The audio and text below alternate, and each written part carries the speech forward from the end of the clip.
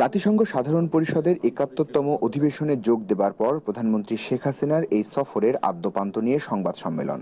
জাতিসংঘে বাংলাদেশের স্থায়ী মিশনে আয়োজিত সংবাদ সম্মেলনে প্রধানমন্ত্রী তার সফরের বিভিন্ন দিক নিয়ে বলেন, বৈশ্বিক নানা ইস্যুতে বাংলাদেশ তার অবস্থান জোরালোভাবে তুলে ধরেছে। সাংবাদিকদের প্রশ্ন ছিল, দেশে মধ্যবর্তী নির্বাচনের কোনো সম্ভাবনা আছে কিনা।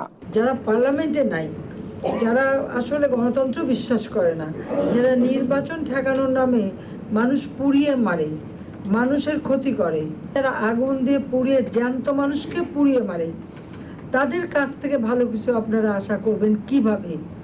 বিএনপি জামাত জোট সেটাই করে যাচ্ছে। এমনকি সমস্যা দেখা দিয়েছে যে মধ্যবর্তী নির্বাচন দিতে হবে। নির্বাচন যখন হবে, জাতীয় নির্বাচন, সেটা সম্পূর্ণ ভিন্ন ব্যাপার। প্রধানমন্ত্রী বলেন, মার্কিন যুক্তরাষ্ট্র সহ সব দেশের সঙ্গে বাংলাদেশের বন্ধুত্বপূর্ণ সম্পর্ক বিদ্যমান। তিনি জানান, বঙ্গবন্ধু হত্যার পলাতক খুনিদের দেশে আনার আলোচনা চলছে। আমরা মহান মুক্তিযুদ্ধের মধ্য দিয়ে বিজয় অর্জন করে দেশ স্বাধীন করেছি, কাজে আমরা সব কারো কাছে মাথা নত করে চলবো না, আমরা মাথা উঁচু করে চলবো এবং বিশ্বে একটা মর্যাদার আসনে আমরা অধিষ্ঠিত হব, যে মর্যাদাটা জাতির পিতা আমাদের দিয়ে গেছে।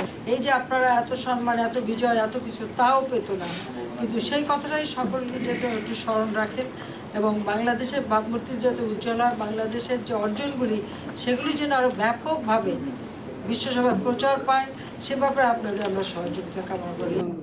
নিউ ইয়র্ক সফর শেষ করে ওয়াশিংটন ডিসিতে ব্যক্তিগত সফরে থাকছেন প্রধানমন্ত্রী শেখ হাসিনা। আগামী রোববার ঢাকার উদ্দেশ্যে রওনা হওয়ার কথা থাকলেও সে সময়সীমা বাড়ানো হয়েছে।